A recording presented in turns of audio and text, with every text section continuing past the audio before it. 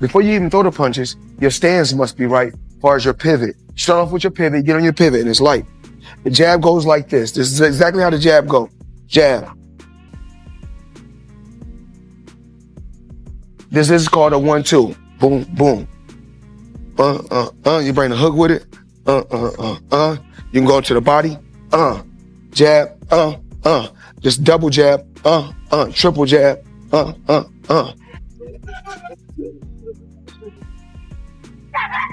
Short hook. Wide hook. Short hook. Wide hook.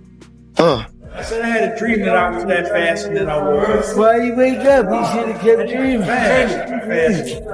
Keep dreaming. Dreaming, bro. You wake up. That nigga not eating, bro. You know that.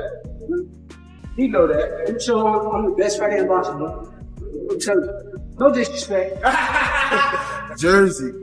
Yeah. I can't wait for this.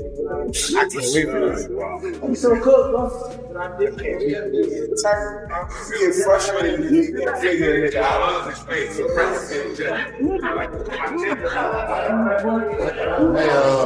Honestly, that's why me and like Floyd is so like close now, because it's like I'm a genuine person, and he don't like he like genuine people around. So, do you think he sees a lot of himself in you? And I mean this from a point of view of you're very calculated the way you fight, and up to a certain point in his career, you know, you have a good knockout ratio. He had one, but as you move up in weights, we talked about this in London, that changes, but so does the competition. Do you think he sees a lot of you in himself? yeah, he do. Floyd Mayweather mentoring Shakur Stevenson highlights the art of elite defense. By sharing his untouchable techniques, Mayweather helps sharpen Stevenson's skills ahead of the Teofimo Lopez fight, preparing him to neutralize power and dictate every round. Right here.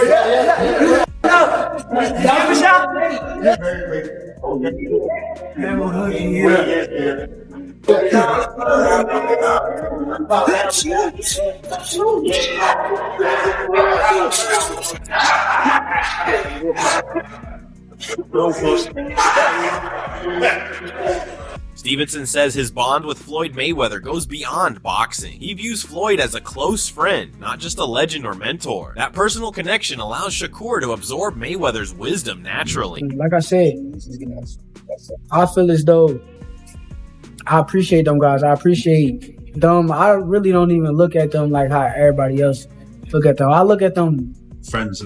Yeah, like it's like cool people. What's the sort of last couple from me? What's the sort of best bit of advice he's given? You've obviously got so many people you can call on. You're in a very fortunate position like that, and you've got a strong team. What's the sort of best bit of advice he's given you in this game? A lot of the advice he would give me is like boxing related, and he always wanted to show me like little tricks and little things that I could take with me. And that's why I fuck with Floyd heavy, because a lot of people be hating on him, but they don't understand he really like a real dude. And you know, it's even crazier. A lot of people be seeing him like when he around, he come with like 15, 16 people. I swear he had to be at the gym with like 2 or 3 people. 2 or 3 people chilling. It was a normal vibe for him. It was regular. He was comfortable, and I think that side of Floyd, I think that's the side that I like. I'm just caught up in London, so we don't need to go into the fight too much. We'll be out there in Saudi Arabia and we'll catch up further then. Appreciate it. Mayweather visited Shakur Stevenson's camp and shared his boxing expertise, helping him sharpen his punching technique, precision, and timing ahead of the Teofimo fight. You go to the body, slide over here, slide over here, you drop on the shots like this, you go here, here, here, back with the jab, down to the body, bow. Alongside intense sparring, Stevenson's camp is heavily focused on footwork, defensive awareness, and precise distance control. Rather than hunting knockouts, he's logging countless rounds, refining timing, reactions, and ring positioning, aiming to stay elusive, control exchanges, and outthink opponents at the highest level.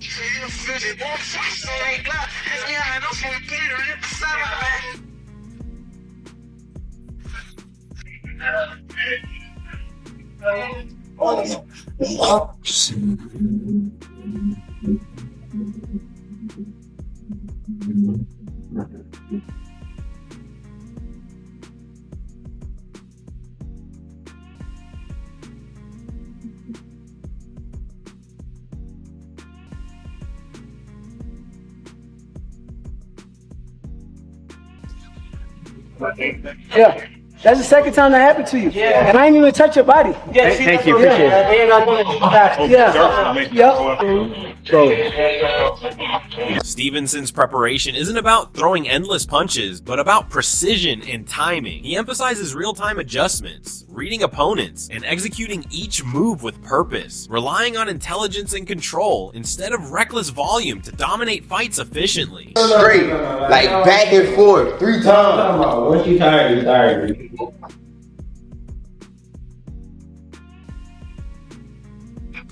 First sparring day. Say he about to violate, we about to see.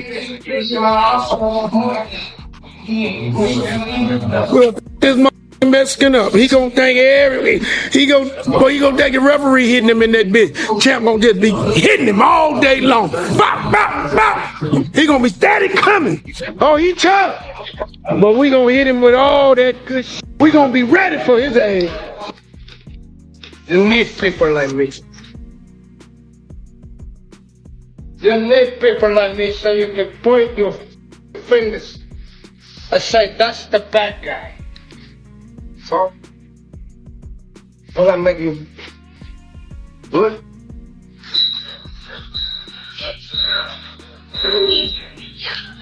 Oh, yeah, get ready.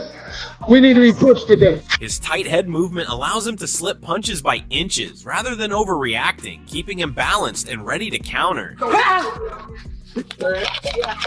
We gonna lose. We can't lose. Because all we do is win.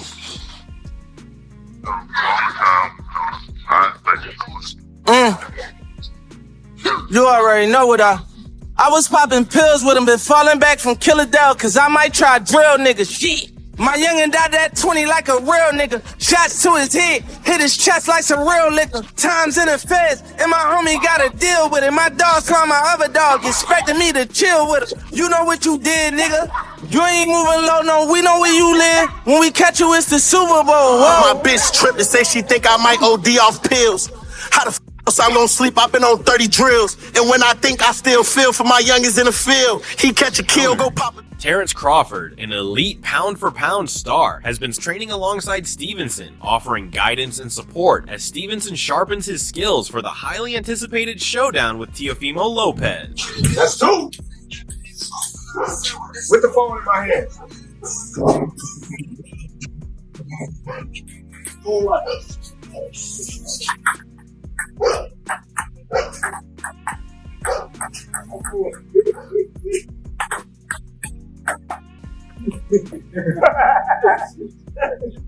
I was missing that one.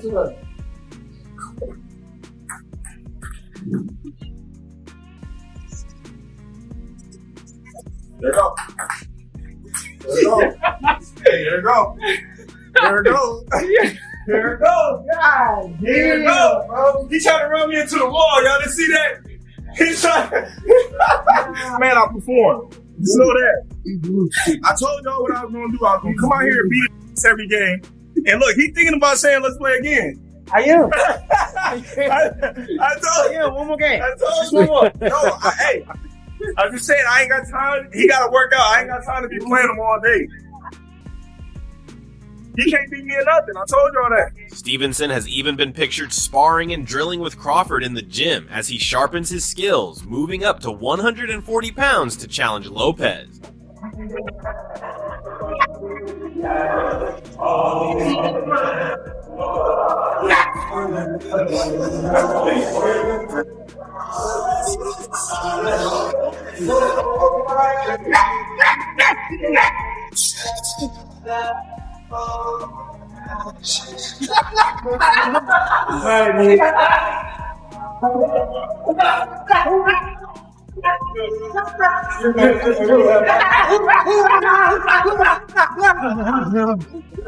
Start the year off right. We about to take this show. The whole family. You know that.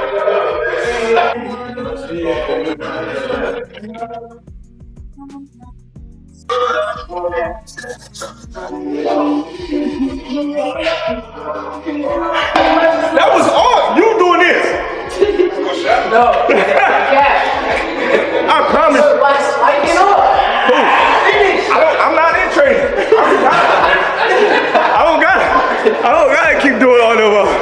Stevenson's style relies on timing, anticipation, and quick counters, making him difficult to hit cleanly. Lopez, on the other hand, prefers a more measured approach, staying on the front foot without overcommitting, picking his shots carefully. We're talking about styles making fights, and Teo's style, even if he's on his front foot, he doesn't commit to a lot of punches on the front foot, but he can fight that way. Shakur almost exclusively wants to go defense to offense versus leading the exchange. So I don't know, not to say Shakur will be on the back foot the whole time. That's not necessarily how I see the fight going, but I don't know if this is going to be like a knockdown, drag him out type of thing. I think we're going to get a defensive, sweet science display from both guys. For Shakur, training is about eliminating chaos and turning every fight into a controlled environment where he dictates the pace, distance, and rhythm. His preparation focuses on discipline, precision, and mental clarity, ensuring opponents are forced to react rather than attack freely. By mastering footwork, defense, and timing, Shakur limits mistakes and reduces unnecessary risks. Each movement has purpose, each punch is calculated, and every adjustment is made with intent. Instead of engaging in wild exchanges, he breaks opponents down mentally, taking away their confidence and options round by round. This approach allows Shakur to stay composed under pressure, neutralize power, and impose his will through intelligence, patience, and superior ring IQ.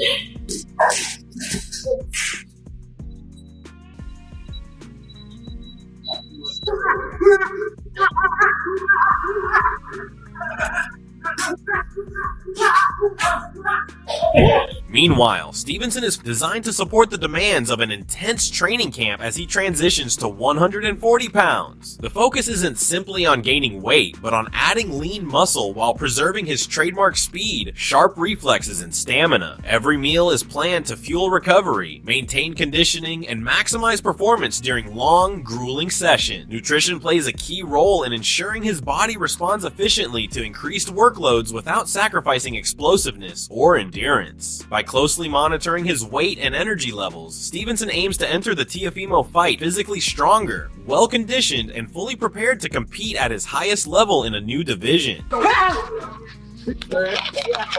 we gonna lose? We can't lose.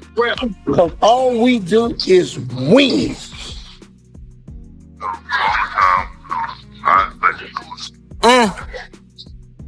You already know what I was popping pills with him, been falling back from Killer Dell, cause I might try drill niggas. Shit. My youngin' died that 20 like a real nigga. Shots to his head, hit his chest like some real liquor. Times in the feds, and my homie gotta deal with it. My dogs call my other dog, expecting me to chill with him. You know what you did, nigga. You ain't moving low, no, we know where you live. When we catch you, it's the Super Bowl. Whoa. My bitch tripped and say she think I might OD off pills. How the f I'm gonna sleep? I've been on 30 drills. And when I think I still feel for my youngins in the field, he catch a kill, go pop a. Teofimo Lopez is entering this fight with renewed confidence and a strong sense of purpose, seeing it as a pivotal chapter in his career. He's expressed feeling mentally focused, physically strong, and completely in sync with his training. Instead of feeling burdened by expectations, Teo is thriving under the spotlight, convinced this stage suits him. His outlook shows growth, motivation, and hunger shaped by past lessons. Lopez views this bout as an opportunity, not pressure, to display his complete skill set, speed, power, ring intelligence, and competitive edge, while reaffirming his status as one of boxing's most dangerous and naturally gifted fighters. My mind is limitless, so then again, it's like I could always succeed to another level with it, and exceed to it. So it's really just trying to just keep it going. Keep moving forward throughout the whole time and throughout the whole process, and mainly just have fun with it. You gotta have fun with what you do. I love this. I haven't stopped doing what I've done because of the fact that I enjoy what I do. This has been 20 years in the making, 20 years in this, and I have so much to do and so much to prove within myself. So mentally, I'm prepared. Physically, I'm more than ready, and emotionally, I'm on fire, I'm on fire with it, because all I ever did was try to be great, and it's no longer trying. I am great, and it's all about just continuing and holding that. So it's all about just staying humble throughout the process, keeping myself level-headed, and really just enjoying each day that we get, because tomorrow's never promised. Trainers and boxing insiders have offered a mix of predictions and analysis, further highlighting how contentious and stylistically complicated this matchup is. Renowned trainer Abel Sanchez has suggested that the fight's excitement will hinge on Lopez's willingness to lead and press forward. If Lopez sits back and counterpunches like Stevenson tends to do, the contest risks becoming stagnant. Sanchez predicted a potential draw where each man has great rounds, but also warned that the fight could lack fireworks if neither man commits to decisive action. That view underscores a common thread in professional analysis. Both fighters are brilliant technicians, but neither is a natural aggressor, which might result in a chess match rather than non-stop. I think it's a very special fight. It's the type of matchups we always are acting for. When it comes to explosiveness, I would have to go with Teo. When it comes to actual rapid speed, I would have to go with Teo. But when it comes to body punching, when it comes to good timing, when it comes to craft, I would have to give all of that to Shakur Stevenson. What do you think, Doug?